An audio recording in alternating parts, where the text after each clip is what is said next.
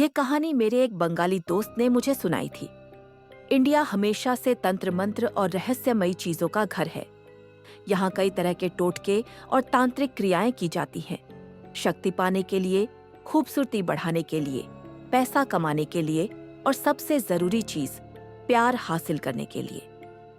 पैसा और पावर तो मेहनत से, चोरी से, अच्छे या बुरे तरीकों से पाया जा सकता है, लेकिन खूबसूरत दिखना, हमेशा जवान रहना या किसी को जबरदस्ती प्यार में डालना, ये चीजें आसान नहीं होती। तुमने सुना होगा कि जिन्न भी जो कोई भी विश पूरी कर सकते हैं, लेकिन दो विश कभी पूरी नहीं कर सकते। एक, किसी मरे हुए को वापस जिंदा करना, और दूसरी, किसी के दिल में जबरदस्ती प्यार जगाना। मेरे इस दोस्त ने दावा किया कि वो ऐसी ही एक जगह से आता है जहां ये सब टोटके और तांत्रिक विद्या आम थी। ये जगह सनाउल के गांव के पास थी। सनाउल मेरा दोस्त था जो बचपन से ऐसी कहानियां सुनते हुए बड़ा हुआ।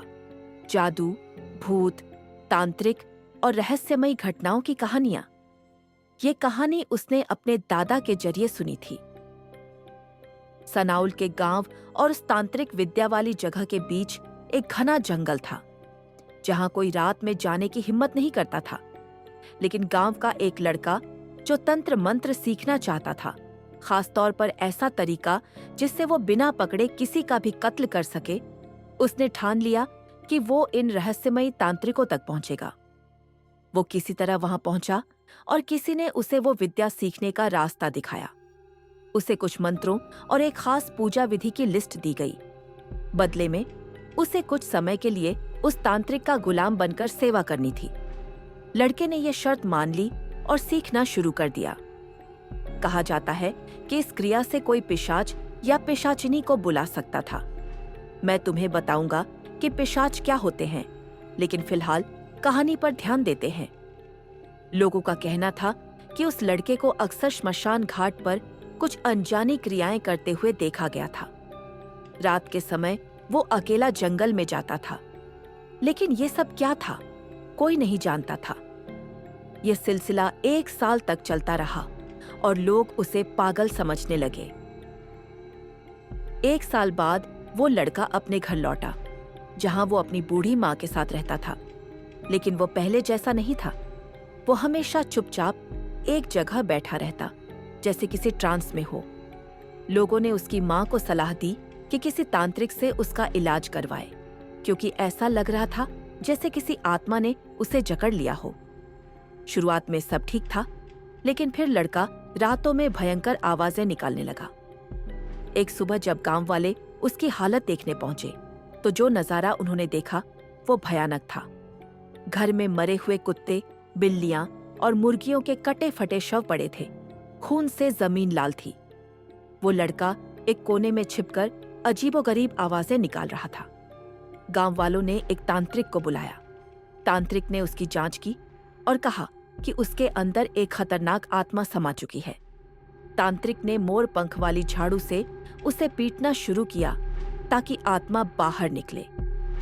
लड़का जोर जोर से चिल्लाने लगा, अपने ही नाखूनों से खुद को खरोंचने लगा। पूरा शरीर लहूलुहान हो गया। रात में उसके कमरे से 2 अलग अलग आवाजें सुनाई देने लगी। लड़के की आवाज, प्लीज मुझे छोड़ दो, मुझे कुछ नहीं चाहिए। दूसरी डरावनी आवाज, नहीं, तूने मुझे बुलाया था, मैं तुझे सब कुछ दूंगा। मुझे खून चाहिए, मुझे खाना दो। आह! लड़का खाना पीना छोड़ चुका था और हड्डियों का ढांचा बन गया था। लेकिन उसके साथ ही गांव में अजीब घटनाएं होने लगी। बिना किसी वजह के लोग मरने लगे।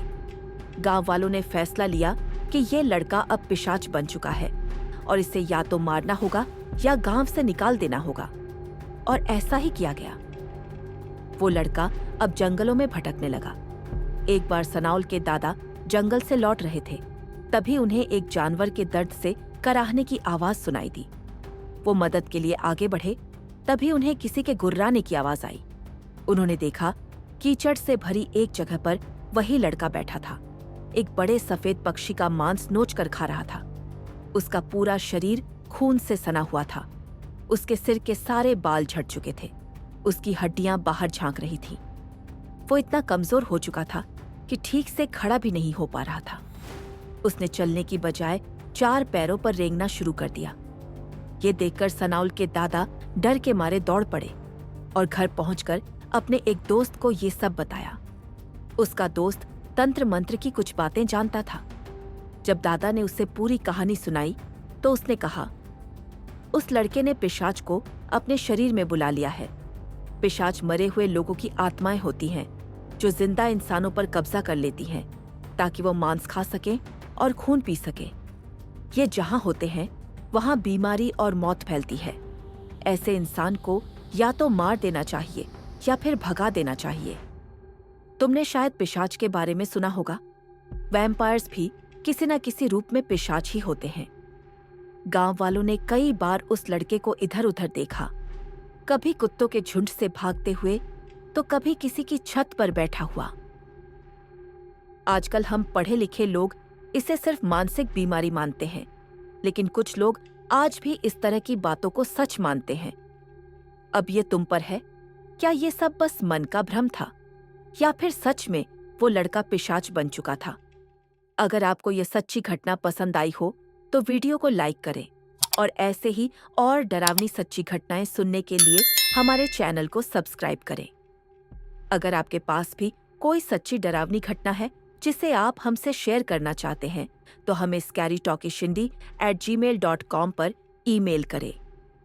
फिर मिलते हैं अगली सच्ची घटना के साथ। Good night.